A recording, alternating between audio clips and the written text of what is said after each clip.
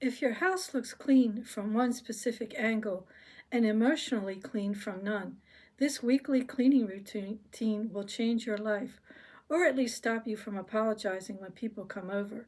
This is the realistic weekly cleaning routine that actually works for people with jobs, pets, kids, partners, ADHD, or a deep spiritual resistance to folding laundry. I'm not here to sell you a fantasy. No sunrise cleaning montages, no silent kitchens, no just do a little everyday lies. This is the routine that keeps your house baseline acceptable, which is the true goal of adulthood. Let's start with the rule that makes this whole thing work. Clean in layers, not moods. We're not chasing perfection. We're chasing I could host a human. The non negotiable reset. Once a week, you reset the house to zero chaos. Zero doesn't mean spotless. Zero means nothing is actively judging you. You start with trash, all of it, every room. This is the fastest win in cleaning history. Trash removal is like deleting bad emails. It immediately improves your mental health.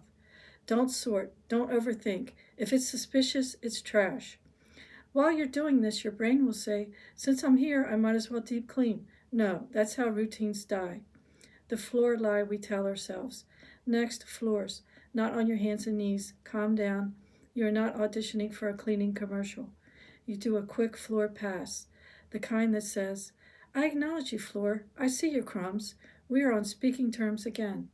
This is about removing evidence, not achieving holiness. If it helps, remind yourself, clean floors do not change who you are as a person. The bathroom speed run. Bathrooms next, and listen closely because this is where most people mess up. You are not cleaning the bathroom. You are resetting it to neutral. Sink wiped, toilet handled, mirror, no toothpaste art. That's it. No scrubbing grout, no questioning your life choices. If the bathroom smells fine and looks fine, it is fine. Future you can deal with the rest when future you has motivation and better music. The kitchen reality check. The kitchen gets cleaned last because it's the messiest and the most emotionally charged. Dishes first, always. The second the sink is empty, your brain thinks the kitchen is clean, even when it's lying. Counters get cleared, not reorganized. You're not starting a new system. You're restoring peace. Appliances get a quick wipe because nothing ruins a good day like fingerprints that look like a crime scene. And yes, you sweep again. Kitchens demand respect. The weekly power move. Now here's the part that makes this routine actually work long term. One rotating deep clean task per week. 1.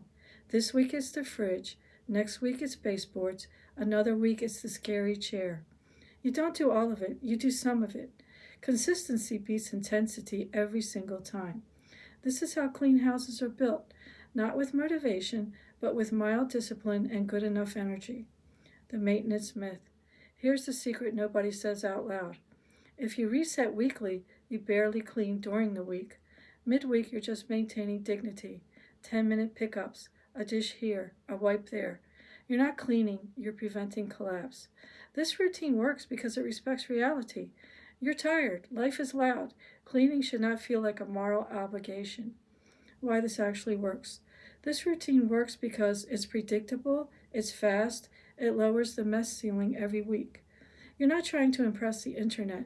You're trying to live comfortably in your own house without resentment. And the best part, when someone texts, I'm nearby, you don't panic. You just do a quick surface sweep and pretend this is how you live all the time. If this routine made you laugh, breathe easier, or feel slightly more capable as a human, subscribe. New videos every week for people who want clean homes without turning into cleaning influencers.